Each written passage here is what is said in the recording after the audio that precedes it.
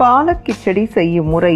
குக்கரில் 1 கப் அளவு பாஸ்மதி அரிசி, அரை கப் அளவு பைத்தம் பருப்பு, 4 கப் அளவு தண்ணீர் ஊற்றி மஞ்சள் தூள், பிரியாணி இலை, கிராம்பு, பட்டை சேர்த்து 4 விசில் விடவும்.